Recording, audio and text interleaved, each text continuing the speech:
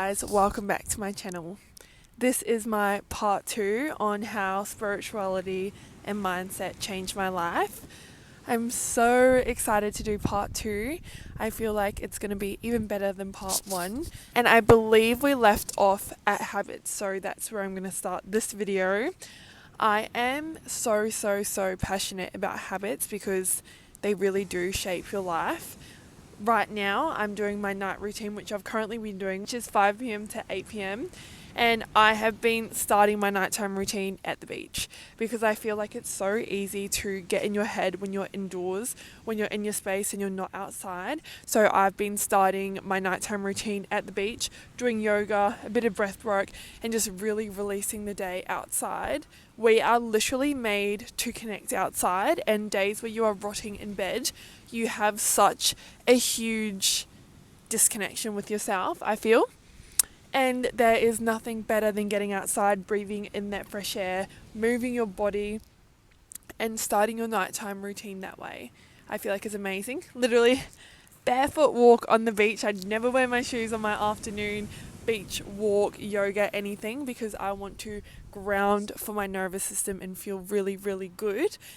But just like my nighttime routine, just like my morning routine, just like my healthy eating, my gym habits, get as many healthy habits in your life that you can and really try to eliminate the negative ones, the bad habits, and replace it with something healthier or better. And you will literally see the biggest change in your life. I promise you that. Okay, next one. This one is probably my favorite, but you are who you surround yourself with. This one, I'm so happy I'm speaking about this one in part 2 because I spent my morning on a beautiful morning hike with a friend and I felt so full of life after. I genuinely felt so aligned, so connected. Like I only wanted to be speaking positive words and things because she was matching that. And I literally was driving home and I went to the gym. I didn't have pre-workout and I was like, oh my God, I feel like I've had like 10 coffees because high vibrational people literally give you so much energy and so much drive and so much happiness, and that is why when you surround yourself with negative people you feel drained. It's because people are either making you feel better, more alive, more inspired, more connected, or they literally drain the living soul out of you. So it's very important to be selfish with who you choose to surround yourself with. I see it everywhere on social media and podcasts and books. So many people will speak about the importance of who you choose to surround yourself with because it really is that deep and it really is that important. I read something that said your standards automatically go up if your friends have high standards. So if your friends are people who are disciplined, they have healthy habits, they are growth focused, they are inspiring, they are supportive, they do things when they're uncomfortable, they are confident. Like if they have all of these amazing things going on for them and their standards for their just non-negotiables on the daily are very high, you will naturally go up to that height and you will be striving for that height because it's just in our human nature to adapt to who we are around. However, that means that it's true for the opposite. And if you are around people who are negative, who have limiting beliefs, who complain a lot, you will pick it up. And it is the exact same thing as when you're around someone and you might pick up their slang. It's because you notice things that people are repeating and you pick it up naturally. Even if you're trying not to, you will. And I spoke about this in the last video, but I truly believe that people are either bringing you closer to who you are, so like who you want to be. If you're someone that is very loving and ambitious and striving for more all the time and you are around other people similar, you'll notice that all of your ideas come out when you're with them. You feel really inspired, you feel like you can do anything. However, if you surround yourself with people who have a lot of limiting beliefs, if they're really negative, they talk about the past a lot, you will notice that you'll feel further away from yourself after seeing them. And that is the perfect way to distinguish whether people are meant to be in your life or not, is how you're feeling after. And are you proud of the person that you are around them? Are you proud of the impact that you have on their lives? Are they making you better? Are they making you happy? Like, it is that deep. Your friendships, the people you choose to spend your time with, really is that deep. And energy is so powerful. So just think about it. If you're around really good energy, really uplifting energy, really inspiring energy, just think of, over the timeline of your life, how much of a difference that would make compared to if you just settled with really negative, low vibrations, people who complain and hate on others and tear people down and never grow each year. It's just crazy. And I will always recommend, if you want to be surrounded by more uplifting people, you need to become that person first. You genuinely do attract from where you are. Be the friend that you want to start to attract. Have the energy and put out the energy of what you want more of in your life. I feel like as soon as I stopped praying for certain friendships and instead I started to act like the person that I wanted to attract, the friendships I wanted to attract, as soon as I started closing doors to friendships that weren't serving me, even if it was hard, even if I had hardly any friends, I still did it. I was then rewarded with the fulfilling friendships. So keep that in mind. It is very, very, very, very, very, very, very important who you are around, who you surround yourself with. Make sure you think of your time and your company as something that is valuable. Not everyone deserves your time. Not everyone deserves to be around you 24/7. If people are draining you, it is not a bad thing to cut that tie off. It is not. It is you being selfish and saying, actually, I'm going to put myself first, and actually, I'm going to do what's best for me, and actually, I'm going to close these doors to the things that don't serve me, because it is going to allow space to open doors for what does serve me. So I love that so much. Next one, glow from the inside out. This one is something I love so much, because as much as I am someone who takes care of the outside of my body, I like to look good, I like to dress good, I like to feed myself good food so that I can glow. I like to gym daily, I like to do my daily steps. It is all ticking the boxes and they are healthy habits and they are amazing. But at the end of the day, if the inside of your body is not good, it will manifest onto the outside. And how you feel on the inside is so important, because it's your brain signaling to you, what you're doing right in life, what you're doing wrong. That is why when you get horrible news, you feel it in your stomach, because your gut is connecting to your brain and signaling that. And I 100% believe in gut to mind connection and mind to body connection. And Louise Hay talks about this a lot in her book, but essentially how you feel on the inside. So your nervous system, how you feel when you're around certain people, how you feel on the inside of your body, how you feel when you are just living your day-to-day life is so important. Having practices like meditation and breath work to calm your inner mind so you can actually talk to your body and talk to yourself is so important. Like, even down to the fact that I do my walks on the beach barefoot, because I'm trying to feel connected to my mind, feel in touch with where I am right now, which is the present moment.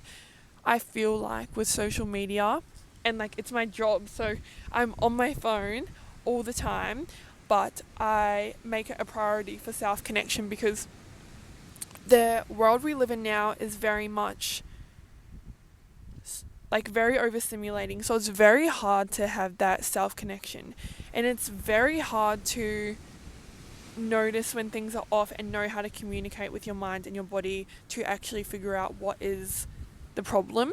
And that is why I love meditation and breath work so much, because it actually gives you time to sit still with your thoughts and connect with yourself. Like, I'm about to do my yoga after this video with like my feet in the sand, on the ground, breathing, just thinking about my day, releasing my day, sending good energy to my day. And I just already know that it's going to make me feel amazing and connected to myself and fulfilled. You need to make sure you're incorporating these daily practices into your life, because if you are currently doing things and you're always on your phone and you're always seeing people, then you're at work, then you're cooking, then you're cleaning, and you don't give yourself the time to be in stillness, you will notice a whole day can pass where you have had no self-connection, and I feel like self-connection is highly linked to being a happy individual.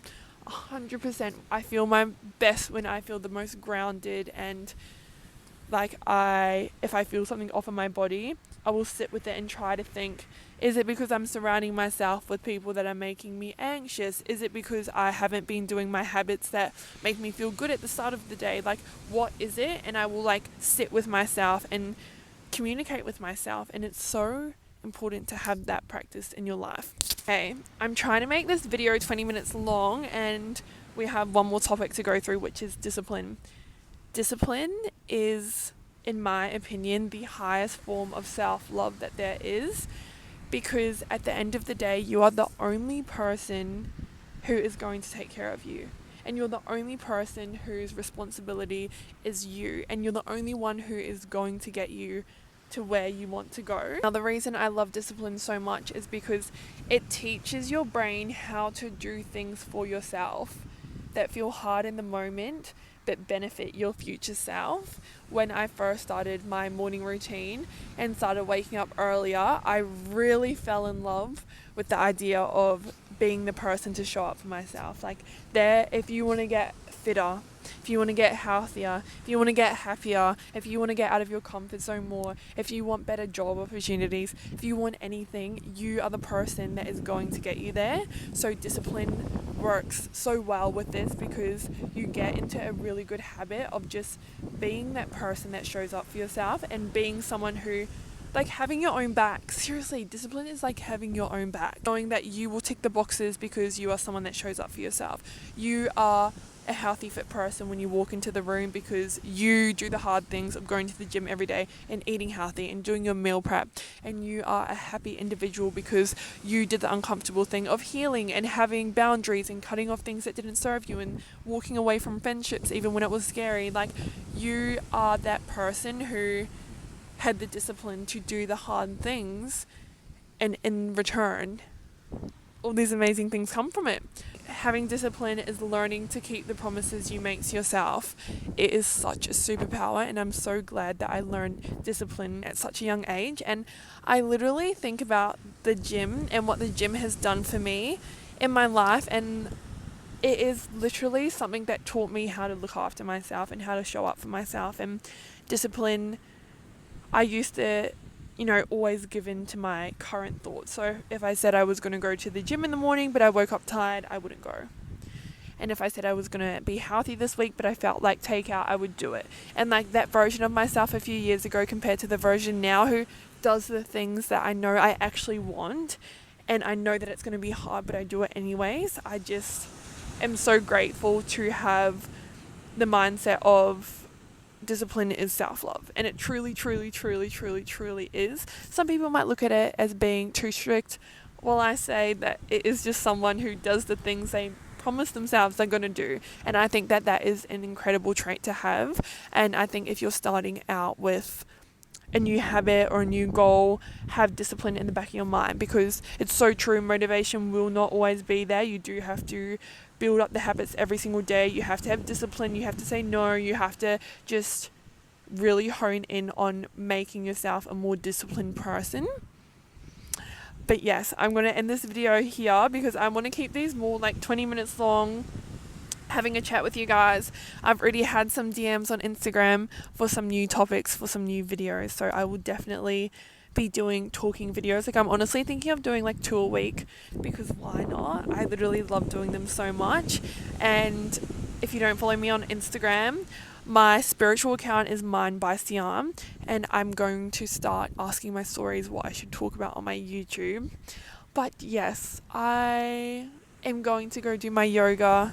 But I love you all so much. I'm literally so grateful for everyone that watches my YouTube. I literally check my YouTube every single day. Like, I don't scroll in the morning, but I do check my YouTube because it just makes me so happy, because I feel like I can actually be perceived as exactly who I am. And like, I feel like it's more self-connecting compared to like social media. Social media is just like your best version of yourself, whereas in YouTube it's like connection, which I love. But I'm also going to end this video by saying 3 things that I'm grateful for, and you guys should definitely think of 3 things you're grateful for as well. Number 1, I'm so grateful for Sian 2 years ago, who had the discipline and the drive to manifest everything that I have now, like the lifestyle I have now, the brands I work with now, the friendships I have now, the body I have now, like everything. I'm just so grateful for past me, like really honing in.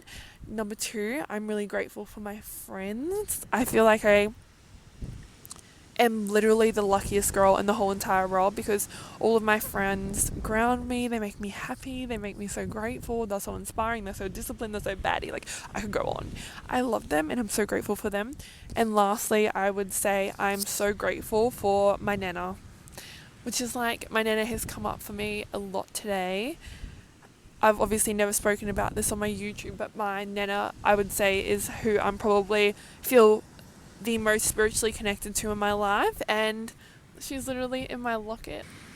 I literally have her in my locket, but pretty much my nana raised me. She is like another parent, and I've always felt so spiritually connected to her. She showed me so much love. She showed me what compassion was, putting others before yourself, just like so much. And I've been thinking about her extra today, just how lucky and grateful I am. And sadly, that baddie passed away 2 years ago, so I'm grateful that I feel so sad all the time, because that just means that she just made such a positive impact on my life that I just miss her all the time. But yeah, I hope you guys enjoyed this video. Make sure you say something you're grateful for, and comment some new video ideas down below for speaking videos.